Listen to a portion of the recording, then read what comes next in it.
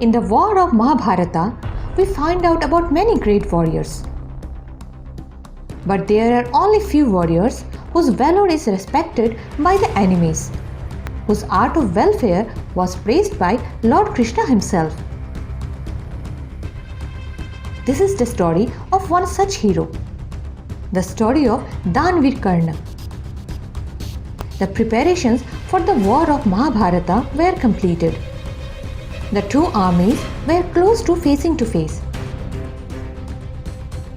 It is said that for the battleground of Kurukshetra, that Indra had told King Kuru that every warrior who will die while fighting on this battlefield would go to heaven. While the Kauravas and the Pandavas were fully prepared for war, Karna was not visible on the battlefield. Did he not become part of this war? The truth of this is that Kauravas' commander Pitama Bhishma had told Duryodhana that Karna cannot be part of his army as long as he is the commander. On this matter, Duryodhana tried very hard to convince Pitama Bhishma, but he did not agree. Pitama Bhishma knew that Karna is not an ordinary person. He is the eldest son of Mata Kunti. And Karna is fighting this war only for one reason, and that he wanted to show to Arjuna that he is more powerful than Arjuna.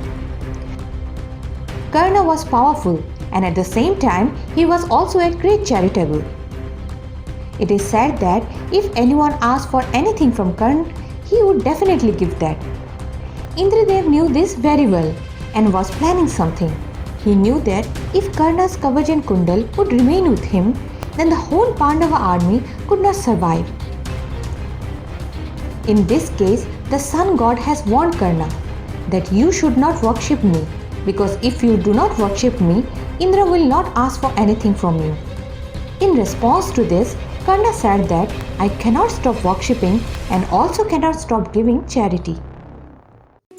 Then one day, Arjuna's real father Indra came to Karna in the form of a sage and asked him for his Kavach and Kundal in charity. Without thinking anything that this Kavach and Kundal were a part of his body, he cut it from his body and gave it to Indra. Due to this, a lot of blood started flowing from his body.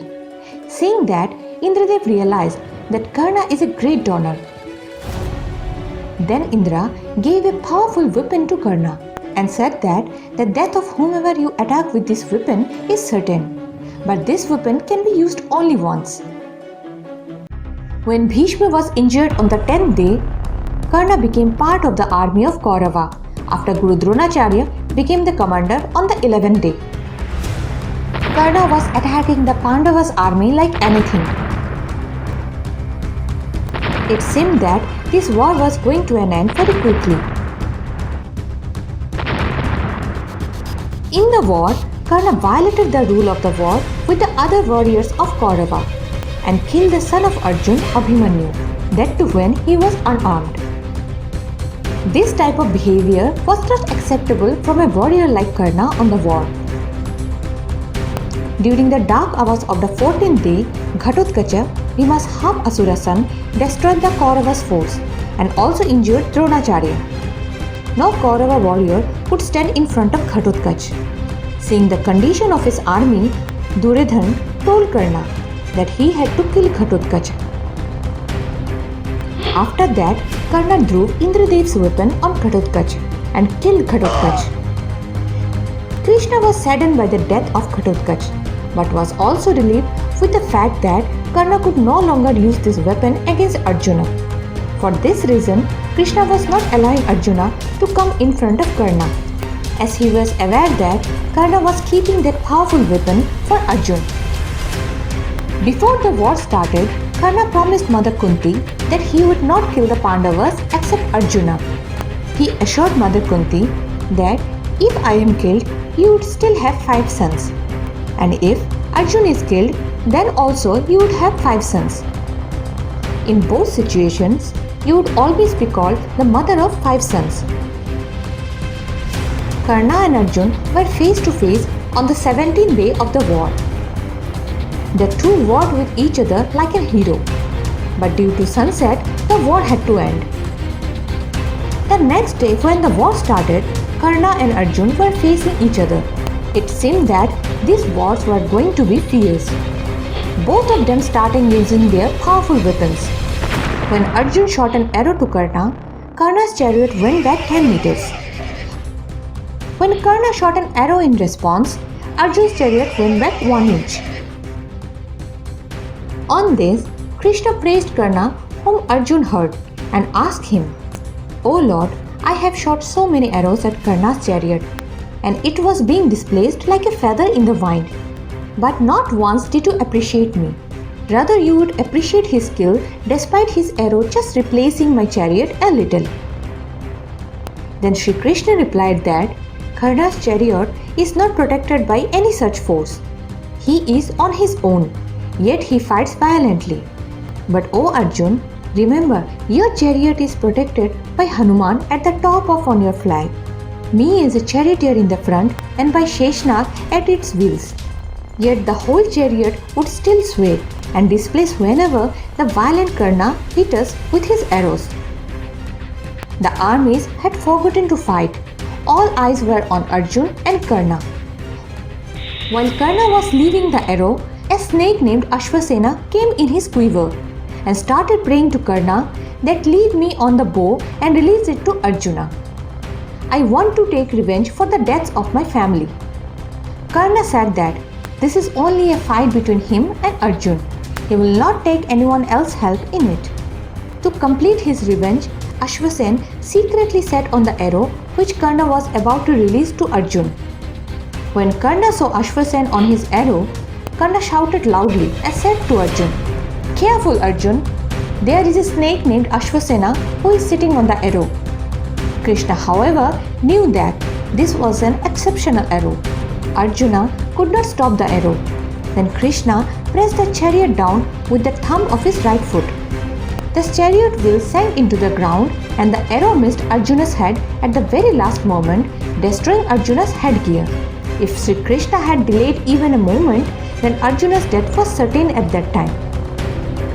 After that, Karna thought that he would now use such weapons with the help of mantras so that Arjuna could be finished quickly. But he forgot the mantra to call those weapons.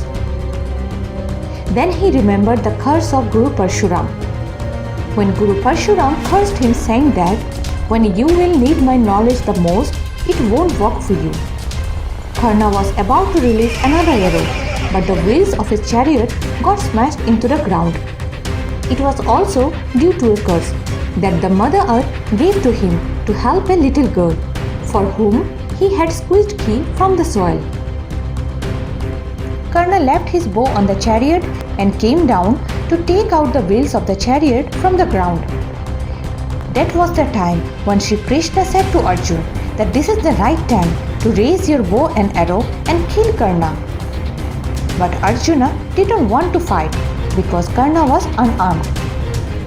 Then Sri Krishna said to Arjuna, "When Kaurava killed your son Abhimanyu, he was also unarmed, and he was killed by 9 warriors. Rules are made for everyone, not only for you. If you don't kill him now, you will never be able to kill him. I am telling you, this is your chance." Arjuna, while listening to Sri Krishna, made a target on Karna, and that too when Karna's entire attention was on the wheel. Here's another curse of Karna was completed, where by mistake he killed a cow's calf in the jungle. Then the Brahmin owner of the cow cursed him that you too would be killed and would be helpless like my calf. This proves that our karma never leaves us, whether the karma is good or bad. Duryodhana was saddened by Karna's death. Sadly, there was someone in the Pandavas who was also saddened. She was Mother Kunti. When all the Pandavas asked her the reason, Kunti told them that Karna was their elder brother. The Pandavas became very sad after hearing this truth. Yudhishthira became very angry. He even cursed his mother Kunti to hide the fact that from now on any woman will not be able to hide anything inside. There was one more argument rise after the death of Karna. Pandavas said that they want to do the last rite as he was their elder brother. Duryodhana said, when you have never done anything in your life for your brother, so now you don't have any right. I will do the last rites of my friend. Then Sri Krishna explained to Pandavas that Duryodhana and his friends had more rights on Karna. Therefore, Karna should be cremated by Duryodhana only. It is said that after the battle of Kurukshetra was over, Krishna refused to get out the chariot till Arjuna got down. When Krishna alighted from the chariot, it caught fire and turned to dust.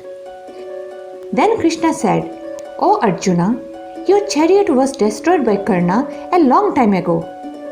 It was I who was still protecting it." Karna's body may have been burnt to ashes, but Karna is still alive among us, and the story of his bravery, character, and heroism will be written and told for centuries to come, because a warrior like Karna is born only once in ages. So viewers, this was the story of Mahavir Karna. I hope you liked this video. If you like it, then please hit the like button, subscribe to our channel, and don't forget to hit the bell icon. Thank you.